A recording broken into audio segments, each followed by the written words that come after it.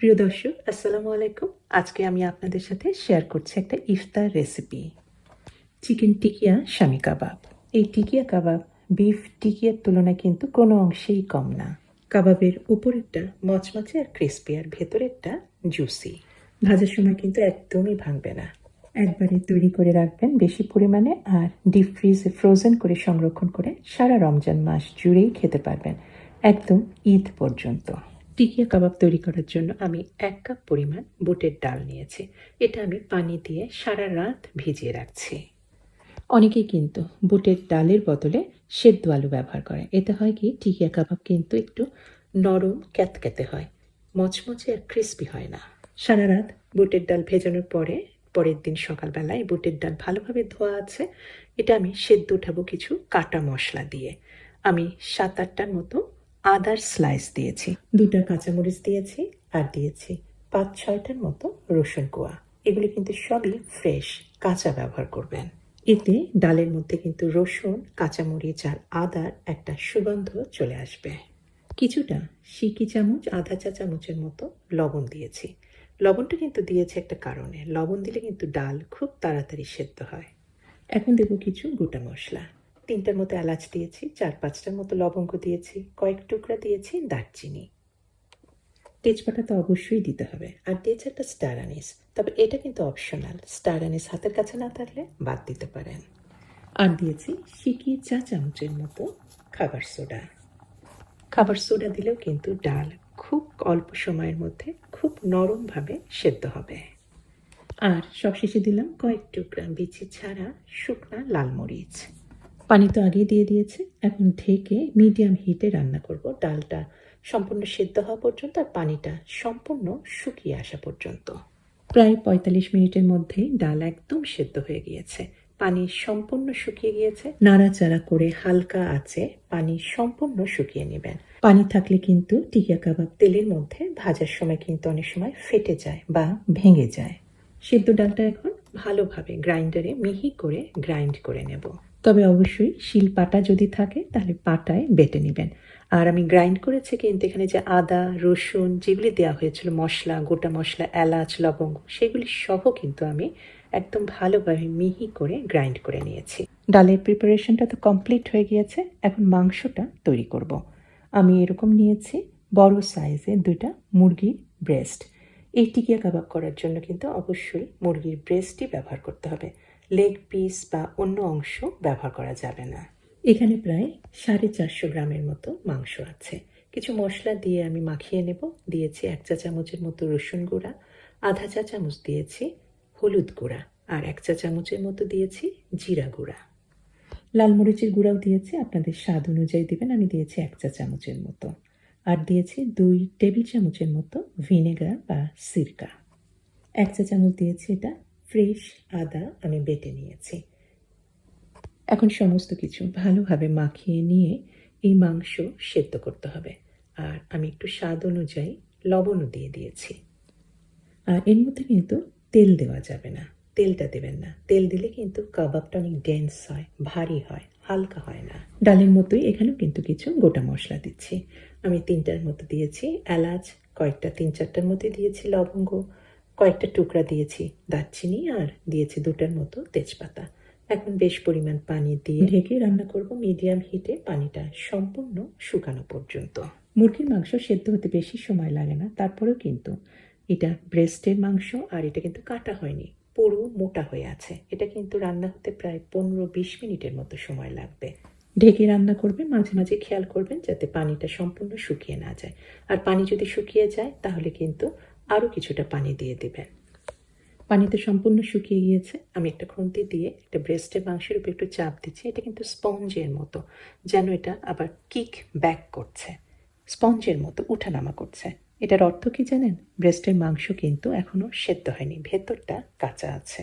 আমি আরও কিছু পরিমাণ পানি দিয়েছি, ঢেকে রান্না করছি মাংসটা সেদ্ধ হওয়া পর্যন্ত। মাংস যদি সম্পূর্ণ সেদ্ধ হয়ে যেত তাহলে আপনি চাপ দিলে দেখতেন যে সেটার কিন্তু কিক ব্যাক করছে না, সেটার ওঠানামা করছে না। তখনই বুঝবেন যে একদম সলিড হয়ে আছে, তখনই বুঝবেন যে মাংস সম্পূর্ণ কুকড হয়ে গিয়েছে। পানি শুকানো আর সম্পূর্ণ সেদ্ধ হওয়া মাংসটা এখন একটা কাঁটা চামচ দিয়ে এভাবে যেভাবে আমি করছি এভাবে এখন এই রেশাগুলি বা রোয়াগুলিকে আলাদা করে নেব। হাত দিয়েও কিন্তু করতে পারেন আস্তে আস্তে। প্রথমে একটা টুকরা করে নিয়ে তারপর আস্তে আস্তে ছাড়িয়ে নেবেন। দুটো ব্রেস্টের মাংসই সম্পূর্ণ এভাবে আলাদা করে ছাড়ানো হয়ে গিয়েছে। এখন একটা প্যানে, আমি যেই প্যানে মাংসটা রান্না করেছি সেই প্যানে সামান্য কিছুটা 1 চা চামচের মতো তেল দিয়েছি। আর দিয়ে দিলাম গোল গোল করে কাটা 2টা কাঁচামরিচ। আর দিয়েছি প্রায় 2 কাপের মতো পেঁয়াজ স্লাইস। আমি মিডিয়াম হিটে জাস্ট 2-3 মিনিটের মতো একটু ভেজে নেব।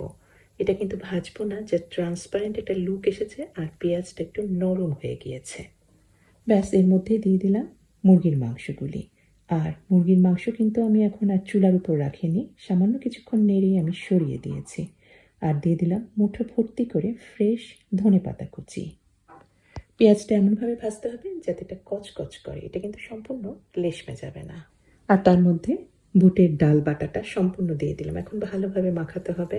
আর এই পর্যায়ে একটু টেস্ট করে নেবেন, কারণ এরপরে কিন্তু আমি ডিম দিব। কাঁচা ডিম তো আর খাওয়া যাবে না। এখনই দেখে নেবেন যে লবণ বা ঝাল বা পুদিনা পাতা বা ধনে পাতা যেটা দেওয়া হয়েছে ঠিক পরিমাণে আছে কিনা। যদি লাগে তাহলে অ্যাড করে দেবেন। বাইন্ডিংয়ের জন্য আমি দিয়েছি 2টা গোটা ডিম আর একটা ডিমের সাদা। তবে 2টা গোটা ডিম দিলেই হবে। আমি সাদাটা দিয়েছি কারণ সাদা দেওয়ার জন্য কিন্তু কাবাব বা টিকিয়া আরও ক্রিস্পি আর মচমচে হয়। কুসুমটা নরম করে আর সাদাটা ক্রিস্পি মচমচে করে। আর কুসুম বেশি থাকলে কিন্তু তেলের মধ্যে ভাজার সময় কিন্তু ফেনাও হয় বেশি। আমি আরেকটু ঝাল ঝাল করার জন্য দিয়ে দিয়েছি কিছুটা চিলি ফ্লেক্স আর কিছুটা ফ্রেশ ধনেপাতা কুচিও দিয়ে দিলাম। ডিমের সাথে খুব ভালোভাবে মাখানো হয়ে গেছে। এখন মাংসের টেক্সচারটা কিন্তু এরকম বেশ নরম হয়েছে, এটা কিন্তু আর সেরকম শক্তভাবে নাই। আর এখন এটা দিয়ে এখন টিকিয়াগুলি তৈরি করবো। আপনারা যেরকম সাইজ পছন্দ করেন, আমি এই ধরুন মাঝারি সাইজের টিকিয়া তৈরি করছি। আর এখানে একটা টিপস দিয়ে দিই, এই যে ছোট একটা প্লেট, এই প্লেটের মধ্যে কিন্তু সমস্ত টিকিয়া আমি রাখবো। কিভাবে করছি, প্রথমে এক ধাপে সম্পূর্ণ টিকিয়া রেখে দিলাম আর তার উপরে দিয়ে দিলাম একটা প্লাস্টিক, আর প্লাস্টিকের উপরে আর এক ধাপে টিকিয়াগুলি রাখছি। এর ফলে আপনার সমস্ত টিকিয়া কিন্তু একটা প্লেটেই এঁটে গেল। এটা কিন্তু আর 2টা প্লেটের দরকার হলো না। এখন এই সমস্ত টিকিয়া থেকে আমি কিছু টিকিয়া আপনাদের ভেজে দেখাচ্ছি, আর সব বাকিগুলি আমি ফ্রোজেন করে সংরক্ষণ করব সারা রমজান মাস পর্যন্ত। ভাজার আগে 10 মিনিট আগে বার করে নিলেও হবে, আবার না করলেও হয়। গরম তেলে, শ্যালো তেলে ভেজে নিলেই হবে। দেখবেন একটাও ফাটেনি, একটাও ভেঙে যায়নি। ভাজার জন্য আমি সয়াবিন তেল নিয়েছি আর শ্যালো তেলেই ভাজছি। তেলটা ভালোভাবে গরম হয়ে গেলে চুলার আঁচটা কিন্তু আমি মিডিয়াম থেকে একটু লো হিটে রেখেছি। এখনও যদি হাই হিটে ভাজেন, টিকিয়া ছাড়ার পরে তেল তো গরমই আছে, উপরটা কিন্তু একদম কালচে হয়ে যাবে, হালকা খয়েরি রংটা থাকবে না। এখন উলট পালট করে হালকা খয়েরি রং পর্যন্ত করে ভেজে নিচ্ছি, কারণ সমস্তই তো কুকড, শুধু এখানে কাঁচা ডিম আছে, এইটুকুই ভাজার জন্য সময় দিতে হবে। এর মধ্যে কিন্তু টিকিয়া ডিমের জন্য কিছুটা ফুলে উঠবে। আমি একটা কিচেন পেপারে তুলে নিচ্ছি যাতে এক্সেস তেলটা চুষে নেয়। ভেজে নেওয়া টিকিয়াগুলির উপরেরটা একদম শুকনা, তেল তেলে না, আর মচমচে ক্রিস্পি, আর ভেতরেরটা নরম আর জুসি। আর কিরকম রোয়া রোয়া হয়েছে, একদম গরুর মাংসের মতো। আর খাওয়ার সময় কিন্তু সমস্ত মশলাগুলির একটা সুগন্ধ পাচ্ছে, আদা, রসুন, লবঙ্গ, এলাচ, তেজপাতা, দারচিনি। আর দাঁতের নিচে কিন্তু পড়ছে একটা জিনিস, সেটা হচ্ছে একটু পেঁয়াজ। পেঁয়াজটা একটু কচকচ করছে। রমজান শুরু হওয়ার আগেই এই কাবাব বেশি করে তৈরি করে ডিপ ফ্রিজে সংরক্ষণ করে রাখুন। আর পুরো রমজান মাসে ইফতারে আর ঈদ পর্যন্তই এই কাবাব চট জলদি ঝটপট ফ্রিজ থেকে বার করে এনে ভেজে পরিবেশন করুন। আমি গ্যারান্টি দিয়ে বলতে পারি সবাই আপনার কাছে এই রেসিপি জানতে চাবে। আশা করছি সবাই পছন্দ করেছেন আমার এই রেসিপি। আর পছন্দ হয়ে থাকলে অনুরোধ করব অবশ্যই আমার চ্যানেলকে সাবস্ক্রাইব করে আমার চ্যানেলের সাথেই থাকবেন। সবাইকে অনেক ধন্যবাদ জানিয়ে সবার সুস্বাস্থ্য আর কল্যাণ কামনা করে শেষ করছি। আমি হুমায়রা। আল্লাহ হাফেজ।